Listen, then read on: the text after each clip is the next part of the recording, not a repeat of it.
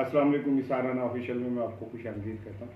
देखिए, 50 लाख मकान जो हुकूमत ने बनाने थे वो तो गए भाड़ में। उसने सबसे पहले मंदिर की तामीर शुरू कर दी है। अब पाकिस्तान एक ऐसा मुल्क है जिसमें हम लोग ये चाहते हैं कि जो मज़हब है और हमारे जो नज़रियात हैं, दूसरा शख्स वो हमारे ख्वाब और हमारे ख़यालात के मुताबिक मज़हब पे अमल करे और हमारी मर्ज़ी के अपनी फ़िलॉसफ़ी रखे। इस पाकिस्तान में अगर कोई आप सच बात कर दें तो आपको फ़ौरी तौर पे कुफ़र का फ़तवा भी मिल सकता है और वतन दुश्मनी का भी सर्टिफिकेट मिल सकता है। मैं पहले ये बात मैं थोड़ा सा इस पर अर्ज़ करना ये चाह रहा हूँ कि मैं इस बात के कतन ख़िलाफ़ नहीं हूँ कि जो पाकिस्तान में रहने वाली अक़लियतें हैं उनको इबादत का हक़ हासिल नहीं है। जैसे बाकी पाकिस्तानी हैं वैसे उनको भी हक़ हासिल है। लेकिन सवाल ये पैदा होता है कि एक ऐसे मौके पे जब मकबूजा कश्मीर में मुसलमानों के साथ खून की होली खेली जा रही है, हमारे बुज़ुर्गों को मारा जा रहा है, हमारे नौजवानों को एक बहुत बड़ी तादाद तहाड़ जेल, दिल्ली जेल और पता नहीं कहाँ कहाँ कैद है।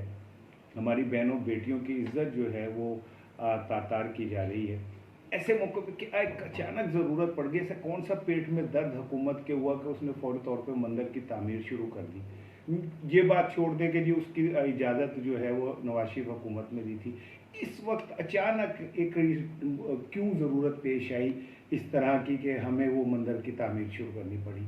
ऐसी क्या हमारी मजबूरी है कि हमें सलामती कौंसिल के अंदर भारत को वोट देना पड़ गया। मैं ना तो को गुलवतनी का सर्टिफिकेट बांट रहा हूँ, ना मैं इस पे यकीन रखता हूँ। हम जो पाकिस्तान में रहता है वो पाकिस्तान का हिस्सा है। लेकिन ऐसी क्या क़यामत आ गई थी कि जो अभी मंदिर की तामीर शुरू होनी थी, चंद दर्जन हिंदुओं के लिए इतनी बड़ी तादाद, इतनी बड़े रकबे के ऊपर मंदिर की तामीर का मुझे समझ नहीं आई। मैं ये समझता हूँ कि हिंदुओं को भी इस मुल्क के अंदर रहने का हक़ है, उनको इबादत का भी हक़ है, बाकी जो अक़लियतें हैं उनको भी हक़ है, उसी तरह हक़ है जैसे पाकिस्तानियों को है।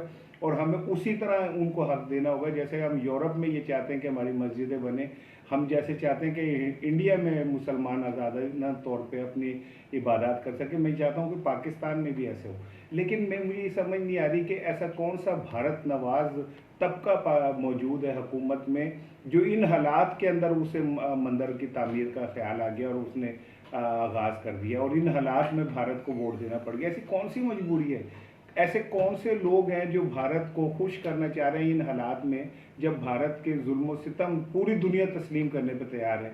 जब 1.5 साल नवासे के सामने उसके नाना को गोली मार दी जाती है और वो सीने में बैठा चीखता रहता है, रोता रहता है। इन हालात में ये सब कुछ करना, मुझे ऐसा लगता है कि कुछ कुव्वतें हैं जो ये चाहती हैं कि इमरान खान की का जो इमेज है वो और ख़राब हो, मज़ीद ख़राब हो, तबाह हो। ये वही कुव्वतें हैं जिन्होंने जब पेट्रोल सस्ता हुआ तो पेट्रोल गायब कर दिया और उसके बाद इतना महंगा करवा दिया। ये वही कुव्वतें हैं जो चीनी, आटा, गंदम माफिया जब इमरान खान को फैसला करता है तो उस फैसले को रद्द करने के लिए इस तरह के हरबे करते हैं कि एक तासुर उभरता है कि इमरान खान साहब जो भी फैसला करते हैं वो कामयाब नहीं होता। ये कुव्वतें जिन्होंने मिल के इमरान खान को नाकाम करने का फैसला किया है। इमरान खान के वतन परस्ती और मज़हब से मोहब्बत पे कहीं कोई शक नहीं है, लेकिन जो उनके इर्द गिर्द लोग बैठे हैं वो शायद ये चाहते हैं कि इमरान खान का जो इमेज है वो कभी भी इस तरह का ना बने और लोग उनके मुतालिक वसवसों का ही शिकार होते चले जाएं।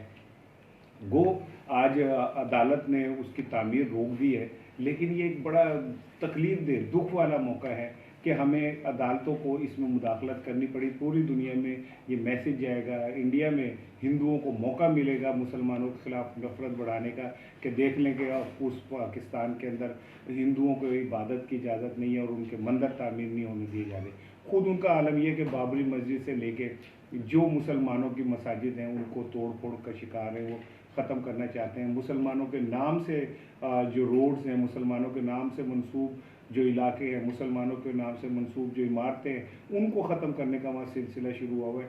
लेकिन अगर हम मंदिर के हवाले से खामोशी इख्तियार करते और किसी मौके के ऊपर अगर तामीर हो जाता तो बात की बात ही। ऐसे क्रूशियल क्रिटिकल मौके के ऊपर जब भारत का असल चेहरा भयानक गंदा अगली चेहरा जो है वो दुनिया के सामने है, हमें भारत से नफ़रत का इज़हार करना चाहिए। नफ़रत भारत में रहने वालों से नहीं, भारत की हुकूमत से जो मुसलमानों को वहाँ पे जिसने ज़िंदगी तंग कर दी है। लेकिन बदकिस्मती से ऐसे गलत मौक़ों पे ऐसे गलत स्ट्रोक खेले जा रहे हैं जिससे हुकूमत का ना सिर्फ इमेज मुतासिर हो बल्कि दुनिया में भी ये तासुर जाए कि शायद हम भी हिंदू जनूनियों के बराबर हैं। इस मौके पर मेरा ख्याल है कि इमरान खान साहब को इन चीज़ों की तरफ तवज्जो देनी चाहिए। ये कोई अच्छी अलामात नहीं है। मुसलमान और ख़ास करके पाकिस्तानी हम अपने वज़न के मज़हब के हवाले से बहुत टची हैं।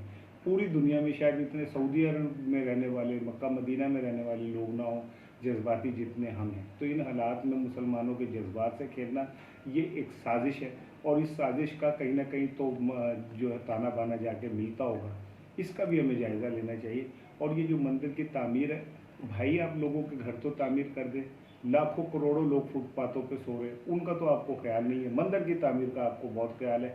और फिर वहाँ पे चंद दर्जन रजिस्टर्ड हिंदू हैं जिनके लिए आप इतने बड़े पैमाने पे इतनी बड़ी उस पर मंदिर तामीर कर रहे हैं। इसी तरह कराची के अंदर अमरीकी कौंसलेट को आपने जगह दी, उन्होंने वहाँ पे कैसे बैंकर बनाए जहाँ पे अमेरिकन फौज की बहुत बड़ी तादाद जो है वो स्टे कर सकती है।